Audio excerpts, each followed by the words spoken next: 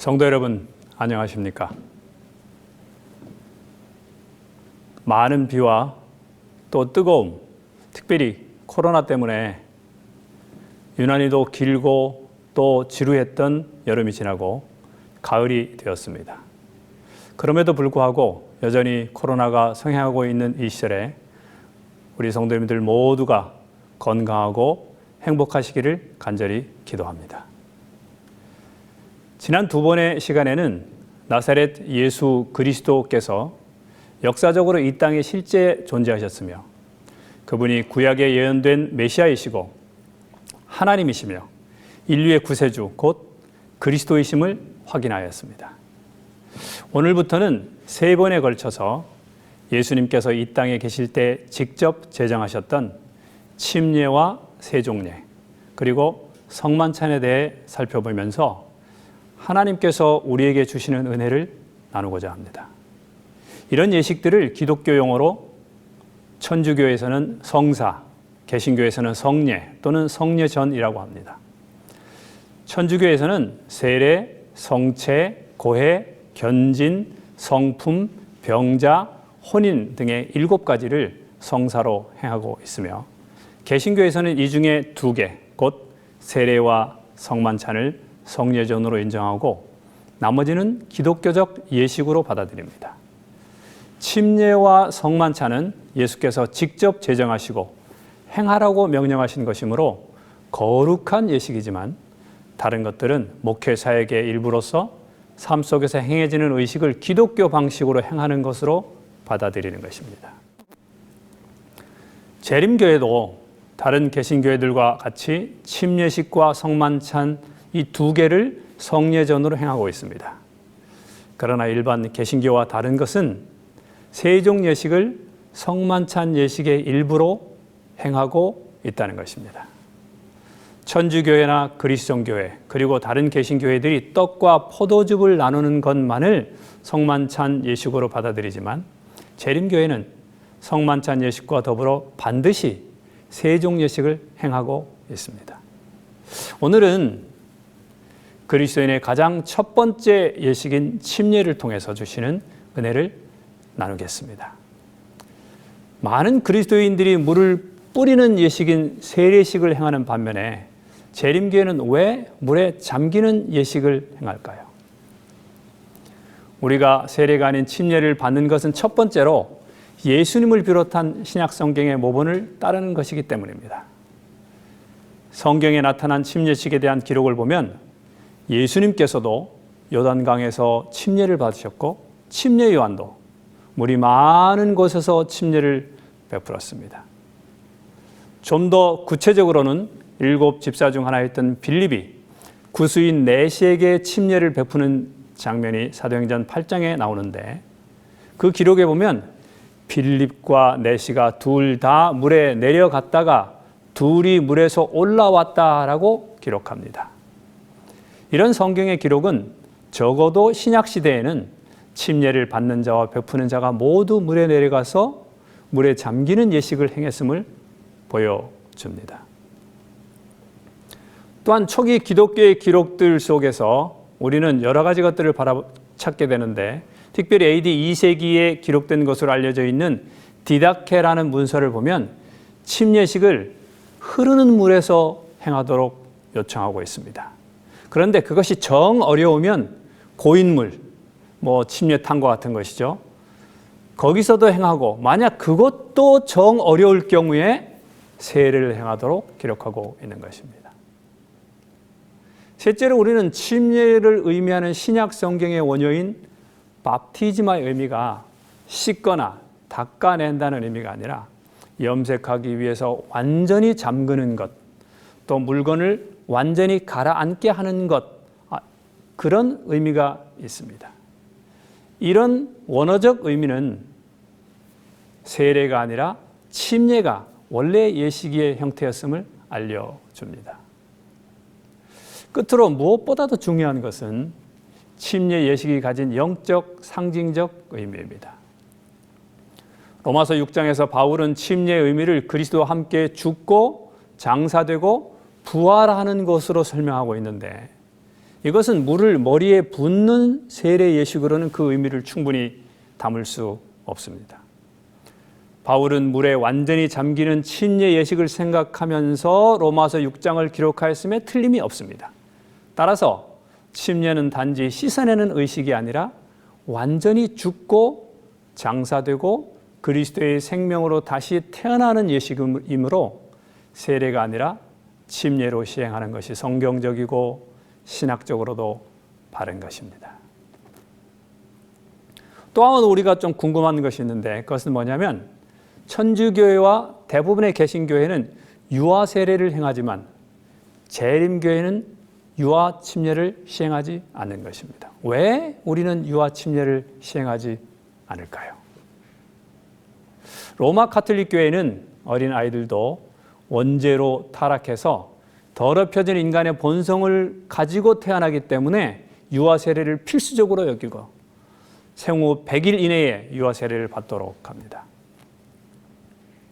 대부분의 개신교회는 천주교회처럼 원죄를 씻는다는 의미는 아닙니다. 그럼에도 구약의 이스라엘 백성의 할례, 그 다음에 유월절 음식이 신약교회에서 세례와 성만찬으로 바뀌었으며 따라서 세례는 신앙 공동체의 일원임에 대한 증표라고 생각하는 것입니다. 재림교회를 비롯해서 제세례파와 침례교회, 오순절교회 등은 유아 세례를 비성서적인 것으로 봅니다. 그 이유는 침례 또는 세례는 본인의 의지로 그리스도를 개인의 구주로 고백하는 자들만이 참여하는 그런 예식이라는 것이죠. 또 침례 요한이나 예수님 그리고 예수님의 제자들도 사람들이 회개한 후에 침례를 베풀었음을 성경이 증거하고 있습니다. 사도행전을 비롯한 신약 성경 전체에서 유아들에게 침례를 베풀었다는 기록이 없다는 것 또한 유아 세례에 대한 부정적인 증거입니다. 자, 이제 그러면 침례란 무엇입니까? 침례는 꼭 받아야 합니까? 또 침례를 받을 때 구체적으로 또는 실제적으로 무슨 일이 일어납니까? 침례의 의미에 대해 가장 잘 설명하고 있는 것이 조금 전에 언급했던 로마서 6장의 사도 바울이 기록한 내용입니다. 로마서 6장은 바울이 침례에 대해서 설명하고자 기록한 것이 아닙니다. 로마서 5장에서 아담 한 사람으로 모든 인류가 죽음에 이른 것 같이 예수 그리스도 한 분으로 모든 사람이 생명을 얻었다는 것을 설명하면서 따라서 이 사실을 믿고 예수 그리스도를 받아들인 우리가 어떤 과정을 거쳐서 죄에 대하여 죽었고 새로운 생명으로 살아가는 존재들이 되었는지를 알려주고자 기록한 것이 6장입니다. 사도 바울의 요점은 그 일이 침례를 통해서 일어났다는 것입니다. 자, 이제 좀 길지만 로마서 6장을 좀 같이 읽도록 하겠습니다. 로마서 6장 1절부터 있는 내용인데 우리 성경을 좀 다 같이 펴셔서 먼저 읽고 그 다음에 제가 필요할 때마다 그때그때 성경절을 다시 또 낭독하도록 그렇게 하겠습니다. 로마서 6장 1절부터 있는 내용을 우리 같이 한번 보겠습니다. 1절부터 11절까지입니다. 좀 길지만 저와 같이 쭉 같이 읽으면서 같이 은혜를 나누시기를 부탁드립니다. 6장 1절 그런즉 우리가 무슨 말하리요? 은혜를 더하게 하려고 죄에 거하겠느냐? 그럴 수 없느니라. 죄에 대하여 죽은 우리가 어찌 그 가운데 더 살리요? 무릇 그리스도 예수와 합하여 침례를 받은 우리는 그의 죽으심과 합하여 침례 받은 줄을 알지 못하느냐? 그러므로 우리가 그의 죽으심과 합하여 침례를 받음으로 그와 함께 장사되었나니 이는 아버지의 영광으로 말미암아 그리스도를 죽은 자 가운데서 살리심과 같이 우리로 또한 새 생명 가운데서 행하게 하려 함이니라. 만일 우리가 그의 죽으심을 본받아 연합한 자가 되었으면 또한 그의 부활을 본받아 연합한 자가 되리라. 우리가 알거니와 우리 옛사람이 예수와 함께 십자가에 못 박힌 것은 죄의 몸이 멸하여 다시는 우리가 죄에게 종노릇하지 아니하려 함이니 이는 죽은 자가 죄에서 벗어나 의롭다 하심을 얻었음이니라. 만일 우리가 그리스도와 함께 죽었으면 또한 그와 함께 살 줄을 믿노니 이는 그리스도께서 죽은 자 가운데서 사셨음에 다시 죽지 아니하시고 사망이 다시 그를 주장하지 못할 줄을 알미로라. 그의 죽으심은 죄에 대하여 단번에 죽으시며 그의 살으심은 하나님께 대하여 살으심이니 이와 같이 너희도 너희 자신을 죄에 대하여는 죽은 자요 그리스도 예수 안에서 하나님을 대하여는 산 자로 여길지어다. 사도 바울은 침례에 대하여 이야기하기 전에 먼저 우리가 죄에 대하여 죽었다고 아주 담대하게 선언합니다. 로마서 6장 1절과 2절 보면 그런즉 우리가 무슨 말을 하리요 은혜를 더하게 하려고 죄에 거하겠느냐? 그럴 수 없느니라. 죄에 대하여 죽은 우리가 어찌 그 가운데 더 살리요? 죄에 대해서 우리가 죽었다고 선언하고 있습니다. 죄에 대하여 죽었다는 의미는 무엇입니까? 죄는 나에게 더 이상 권리를 행사할 수 없다. 죄는 나에게 더 이상 요구할 것이 없다. 나는 더 이상 나의 죄에 대해 책임을 질 필요가 없다. 나는 더 이상 죄와 상관이 없다라는 의미입니다. 그런데 이렇게 자신 있게 고백할 수 있는 근거가 우리가 그리스도와 합하여 침례를 받았기 때문이라는 것이죠.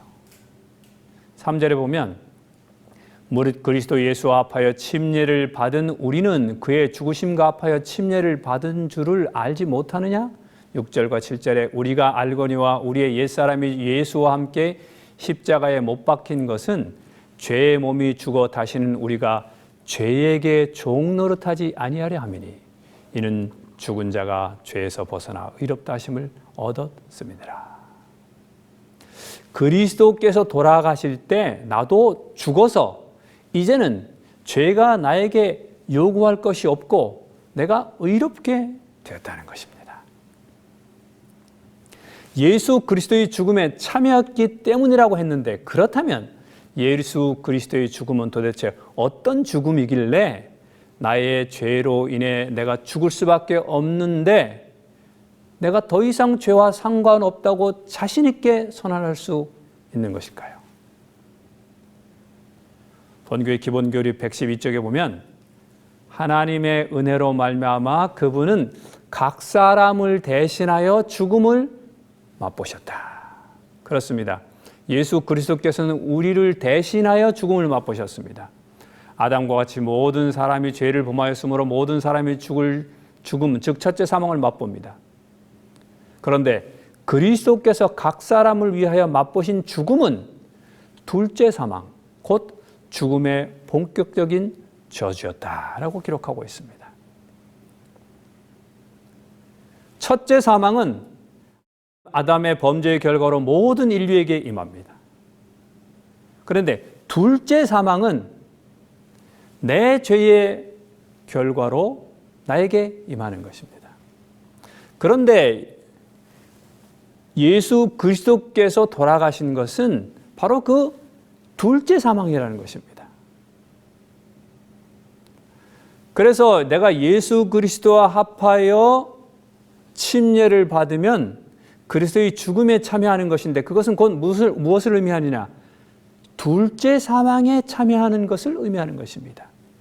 내가 침례를 받을 때에 그리스도께서 참여하셨던 그 둘째 사망에 내가 참여하게 되는 것이죠. 내가 그 둘째 사망에 참여하는 이유는 나의 죄 때문인데 내가 예수 그리스도와 더불어서 그 둘째 사망에 참여했기 때문에 나의 죄가 해결된 것입니다. 첫째 사망은 아담의 범죄의 결과로 모든 인류에게 임하는 것입니다. 자신의 죄의 결과가 아니기 때문에 따라서 모든 인간은 그래서 다시 부활합니다. 선인이나 악인이나 어떤 사람이든 다 다시 부활합니다. 왜냐하면 자기 자신의 죄로 죽은 것이 아니기 때문에 아담이 범한 죄의 결과를 당한 것입니다. 그러나 히브리서 기자가 말하는 대로 한 번 죽는 것은 사람에게 정해진 것입니다. 이것은 아담의 후손들은 다 피할 수 없습니다. 그러나 그 후에는 심판이 있습니다. 그것이 곧 둘째 사망인 것이죠. 근데 예수께서 모든 죄인들이 영원히 멸망하는 두 번째 사망을 대신하셨기 때문에 이렇게 부활한 모든 사람들이 영원한 생명으로 다시 살아가는 것이 하나님의 구속의 계획이었고 예수께서는 그 일을 십자가를 통해서 다 이루어 놓으셨습니다. 사실 인간은 둘째 사망을 당할 필요가 없습니다. 왜냐하면 예수께서 그 일을 대신 당하셔서 해결해 놓으셨기 때문입니다. 이것이 복음이죠. 그런데 문제는 이런 사실을 믿지 않고 받아들이지 않는 것입니다. 여러 가지 방법으로 알려주고 전파해도 믿지 않는 것입니다. 마치 모든 사람이 볼 수 있도록 장대 위에 높이 불뱀을 매달아 두었는데 그것을 보지 않는 것입니다. 보는 자마다 살아날 수 있는데 말이죠. 침례는 바로 이 사실을 믿고 받아들여서 예수 그리스도와 연합하여 내가 지은 죄로 인한 죽음 곧 둘째 사망에 참여하는 것입니다. 내 속에 역사하시는 성령을 통해서 이 사실을 받아들이게 되고 그것이 곧 성령으로 거듭나는 것입니다. 물로 침례에 참여할 때 물로 거듭나는 것입니다. 그래서 예수께서 말씀하시기를 물과 성령으로 거듭나야 된다고 말씀하신 내용이 바로 그것입니다. 성령의 호소, 너희가 이 사실을 받아들여라. 여러 가지 방법으로 호소하실 때 그것을 받아들이는 것입니다. 성령으로 거듭나는 것이죠. 그러나 그것만으로는 안 됩니다. 물로 침례받도록 말씀하고 있습니다. 바로 우리가 물로 침례를 받을 때 이런 일이 일어나는 것입니다. 내 죄의 결과인 둘째 사망을 그리스도와 연합하여 내가 죽임 당했기 때문에 더 이상 죄는 나에게 요구할 것이 없습니다. 왜요? 내가 그 죄 때문에 이미 죽었기 때문에. 그래서 사도 바울은 우리가 죄에 대하여 죽었다고 자신 있게 선언했습니다. 그런데 침례를 통하여 그리스도와 합하여 둘째 사망에 참여하게 하신 이유는 무엇입니까? 둘째 사망은 완전한 멸망인데 거기에 참여시킨 이유는 무엇입니까? 4절에 나옵니다. 그러므로 우리가 그의 죽으심과 합하여 침례를 받음으로 그와 함께 장사되었나니 이는 아버지의 영광으로 말미암아 그리스도를 죽은 자 가운데서 살리심과 같이 우리로 또한 새 생명 가운데서 행하게 하려 함이라.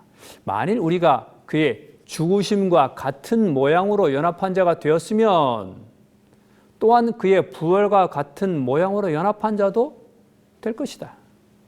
만일 우리가 그리스도와 함께 죽었으면 또한 그와 함께 살 줄을 믿노니 이는 그 믿는 이유는 무엇이라는 것이죠?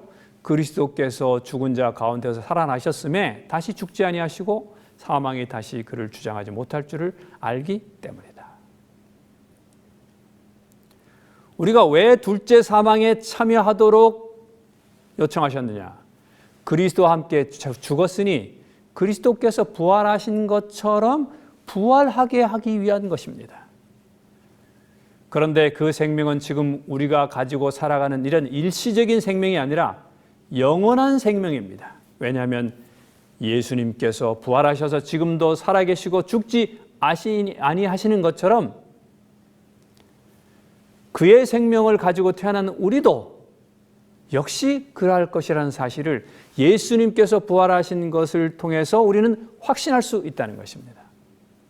그처럼 우리도 그의 부활과 같은 모양으로 다시 태어나서 지금 살아가고 있다고 사도 바울은 강하게 주장하고 있습니다. 그래서 사도 바울은 마지막으로 결론적으로 이렇게 호소합니다. 만일 우리가 그리스도와 함께 죽었으면 또한 그와 함께 살 줄을 믿노니 이는 그리스도께서 죽은 자 가운데서 살아나셨음에 다시 죽지 아니하시고 사망이 다시 그를 주장하지 못할 줄을 아미로다. 그가 죽으심은 죄에 대하여 단번에 죽으시며 그가 살아계심은 하나님께 대하여 살아계심이니. 11절 다 같이 한번 읽어보겠습니다. 이와 같이 너희도 너희 자신을 죄에 대하여는 죽은 자요 그리스도 예수 안에서 하나님께 대하여는 살아있는 자로 여길지어다.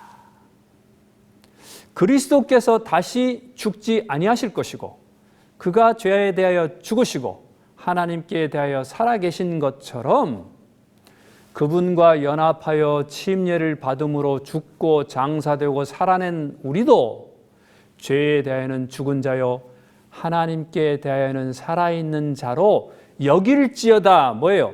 믿어라, 받아들여라 이 말이죠. 그리고 그렇게 살아가라는 말씀입니다. 왜요? 너희가 침례를 받지 않았느냐. 예수 그리스도의 이름으로, 삼위 하나님의 이름으로 침례를 받지 않았느냐. 그렇다면 예수 그리스도와 함께 죽었고 예수 그리스도의 생명으로 태어났기 때문에 예수님의 생명으로 지금 우리가 살아가고 있다는 사실을 믿음으로 받아들여라고 호소하고 있는 것입니다. 예수님께서도 호소하고 계십니다. 마가복음 16장 16절에 믿고 침례를 받는 사람은 구원을 얻을 것이요 믿지 않는 사람은 정죄를 받을 것이다. 믿고 침례를 받는 사람은 구원을 얻을 것이라고 약속하셨습니다. 그래서 마태복음 28장 19절에 너희는 가서 모든 민족을 제자로 삼아 아버지와 아들과 성령의 이름으로 침례를 베풀어라 말씀하고 있습니다. 여러분, 침례는 내가 받고 싶다고 받는 것이 아닙니다. 우리는 생각하기를 내가 침례 결심을 했으니까 내가 이제 침례를 받아야지 했기 때문에 내가 침례를 받아주는 것이 아닙니다. 하나님께서 나에게 침례를 베풀도록 선택하셨기 때문에 내가 침례를 받을 수 있게 된 것입니다. 영원한 생명을 누릴 수 있게 된 것이죠. 그리스도와 함께 죽고 그리스도와 함께 다시금 살아날 수 있게 된 것입니다. 저는 1973년 7월 7일에 천세현 목사님을 통해서 삼위 하나님의 이름으로 침례를 받았습니다. 그때 제가 행한 모든 죄와 또 앞으로 행할 모든 죄로 말미암아 저는 그리스도와 더불어 두 번째 죽음을 당했습니다. 그래서 더 이상 사탄은 저의 행위에 대해서 비난하거나 책임을 물을 것이 없습니다. 왜냐하면 그 모든 책임을 지고 제가 죽은 두 번째 죽음을 예수께서 당하셨고 저는 그것을 믿고 그리스도의 이름으로 침례를 받았기 때문입니다. 근데 거기에 더불어서 1973년 7월 7일에 전에 제가 가진 생명과 전혀 다른 생명으로 제가 다시 태어났습니다. 그 전에 저는 언젠가는 끝날 아담으로부터 물려받은 생명으로 살았습니다. 그러나 물속에서 올라오면서 성령께서 주시는 생명, 곧 예수님의 생명을 받고 그 생명으로 지금 살아가고 있는 것입니다. 그래서 예수께서는 말씀하시기를 내가 진실로 진실로 너에게 이르노니 내 말을 듣고 또 나 보내신 이를 믿는 자는 영생을 얻을 것이고가 아니라 영생을 얻었고 심판에 이르지 아니하나니 사망에서 생명으로 앞으로 옮길 것이다 아니라 사망에서 생명으로 옮겼느니라고 선언하셨습니다. 이 모든 일이 침례식에서 실제로 일어났다는 것을 기억하십시오. 때때로 흔들릴 때, 확신이 서지 않을 때, 의심이 생길 때 광야에서 사탄이 예수님께 시험했듯이 내가 만일 하나님의 아들이거든 이라는 생각이 들 때 내가 예수 그리스도의 죽음과 부활을 믿음으로 거기에 참여해서 물로 침례를 받은 존재라는 사실을 제시하시기 바랍니다. 물과 성령으로 태어나 함부로 할 수 없는 영원한 생명을 가지고 살아가는 존재라는 사실을 이야기해 주십시오. 이는 내 사랑하는 아들이요 내 기뻐하는 자라는 하나님의 음성으로 내가 일컬어지는 존재라는 사실을 꼭 기억하시기를 간절히 부탁드립니다. 다시 한번 말씀드립니다. 침례는 상징이거나 기념 그 이상의 실제 사건입니다. 내가 범한 모든 죄의 값으로 내가 둘째 사망에 참여해서 죽었습니다. 그런데 그것으로 끝인데 그리스도의 은혜로 새로운 생명 곧 영원한 생명으로 다시 태어난 내 삶의 최대의 사건이 바로 침례라는 것입니다.